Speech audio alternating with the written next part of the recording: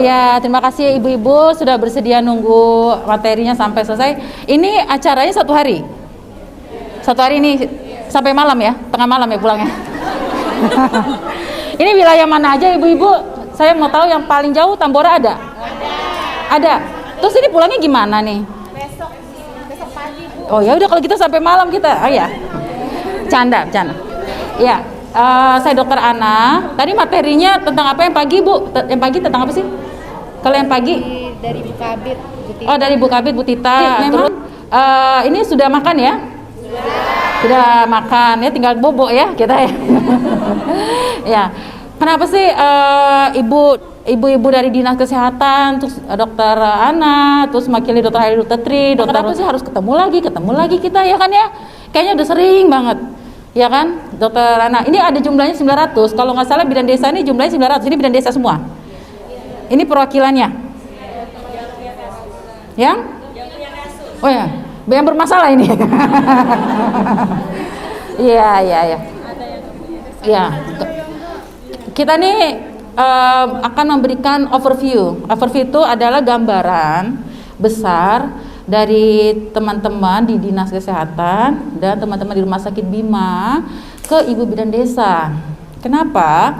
Karena andalan kita semua nih Ita Doho gitu. Mau Dokter Haili, Dokter Tri, biarpun kuat kerja kayak apapun, mereka nggak kuat untuk turun ke lapangan, ya. Terus kenapa Bu Dokter Ana yang turun nih ketemu sama Bu Bidan Kabupaten? Nah ini juga harus klarifikasi, dijelaskan bahwa kalau di kandungan itu ada namanya pembagian kerja, ada ketua pelayanan obstetri neonatal emergency komprehensif atau ketua kegawat dauratan bagian kandungan. Nah bagian kandungan di kabupaten kegawat dauratannya itu ketuanya saya. Kalau di kota Dokter Tri, kalau kepala bagian obgyn departemen obgynnya Dokter Hairil. Jadi kalau ketemu sama ibu-ibu jangan bosan, pasti saya nih suruh. Dokternya besok mereka ini lagi pelatihan nih Bu, Zoom sama Mataram. Karena kan benar ya Bu, di puskesmasnya udah sedia alat USG. Nah, alat USG itu kan nggak bisa disimpan aja, harus dipakai. Nah, pakainya buat apa? Batasnya di mana? Mana yang harus akhirnya dirujuk ke rumah sakit? Mana yang harus ketemu sama spesialisnya? Itu lagi pelatihan mereka, gitu. Karena levelnya itu bukan, bukan jemputannya siapa gitu, bukan ya? Kirain suaminya siapa suruh pulang gitu. Ya. Bukan hamil luar kandungan sama keguguran yang mana nih Bu Dokter? Nah, itu selain periksanya apa tuh kalau hamil luar kandungan? Pemeriksaannya apa? Selain tensi, nadi, apa yuk hamil luar kandungan pemeriksaannya, tambahannya? Respirasi ya. Ya, harus ketemu nyeri goyang porsio. Nah, sekarang kita udah nggak bisa model pelayanannya ngarapin ibu hamil datang dari sawah terus datang ke Polindes ibu, madaknya gantang, udah nggak bisa. Kenapa? Karena yang diharapkan, makanya saya turun tangan ke puskesmas. Yang sudah saya datang itu Woha, Bolo, sama Montang. Kita ini harus aktif sekarang. Strateginya harus mendekati resiko, gitu. Berapa bulan kalau dari buku KIA yang ibu pegang bisa orang kita cari tahu dia punya PIB atau enggak? Kurang dari 20 minggu. Tahu ketika dia ketemu tahu hamil, itu sudah harus bidan desanya di wilayah dekat rumahnya.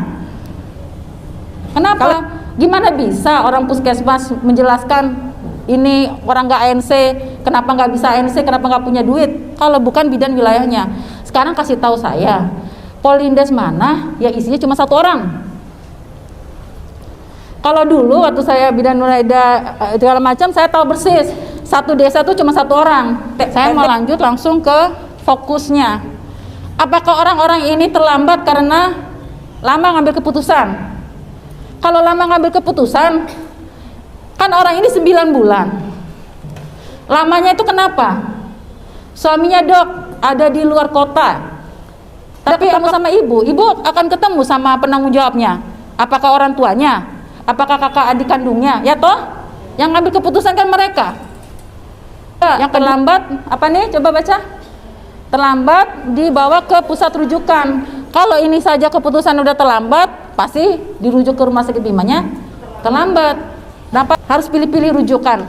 Karena semua orang tuh pengennya hamil, tapi nggak mikir ibu hamil itu gimana caranya supaya dia bisa lahir selamat anaknya dan sehat. Kan nggak minum tambah darah, PEB, anemia, PEB, mau nggak mau rujuk-rujuk semua. Ya, rujukan terlambat kenapa? Itu udah datang udah nggak optimal. Jelas lah, udah jelas anemia, udah PEB, udah jelas baru bekas SC 1 kali 2 tahun yang lalu barusan saya SC, potongannya nggak segera diberikan karena terlalu banyak yang gawat, fasilitas kita juga di rumah sakit terbatas. Nah, ini kan perangkapnya nih, perangkap tuh apa? Yang jadi kesulitan teman-teman, setuju nggak? Pertama, ada di daerah terpencil kan? Sekarang saya mau nanya,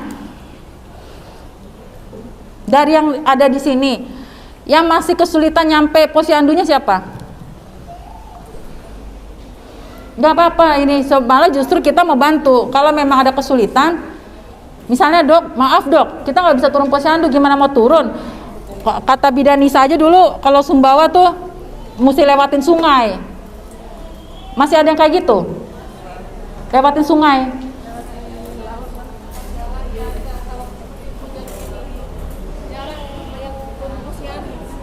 Ibu hamilnya ibu hamilnya nggak mau atau timnya susah karena geografisnya berarti berat, memang kan masih berat. Itu wilayah Wera Tambora ya.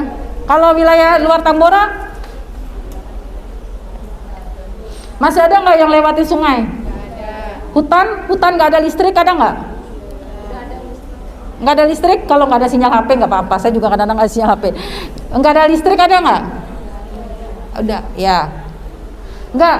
Ini biar kami ini, saya datang ke sini ini membuka wawasan dan mendengarkan keluh kesah teman-teman. Jadi maksud saya berusaha untuk memahami keadaan teman-teman gitu loh. Gitu. Gak boleh lagi ada kemarin gak punya jaminan.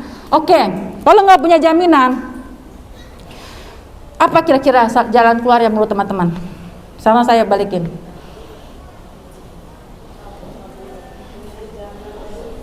Gimana? Ya, ini catat ya dinas.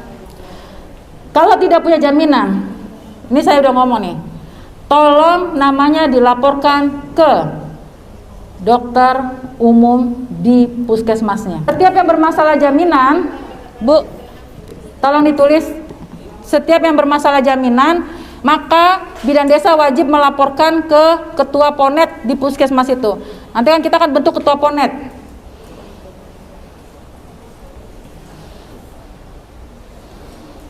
Kan ketua ponetnya wajib mencari jalan keluarnya sama kepala puskesmas. Dia akan hubungi kepala puskesmasnya, ini orang ini nih bidannya mau rujuk tapi nggak ada duit. Kalau ibu pikirin sendiri nggak bisa.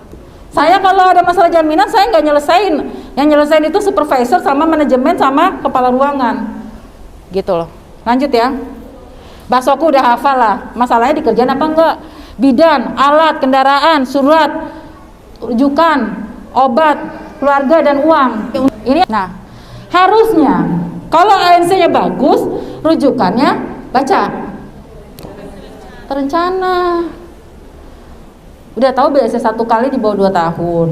Sudah tahu pasiennya dulu riwayat ANC-nya PEB terus. Gitu. Rencana dibuat sejak ibu mulai hamil. Kenapa? Ya tadi orang nggak punya jaminan dari hamil 6 bulan. Udah ketahuan dong dia maksudnya maaf nih sehari-harinya orangnya susah cari makan.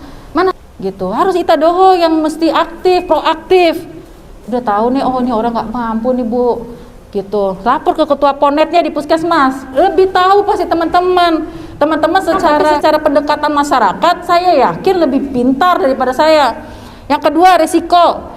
Tahu resikonya. Nah, ini dia tabel PEB-nya saya bilang. Ini dikerjakan di bawah 20 minggu. Artinya apa? Teman-teman tuh punya kesempatan untuk bikin rujukan terencana. Jadi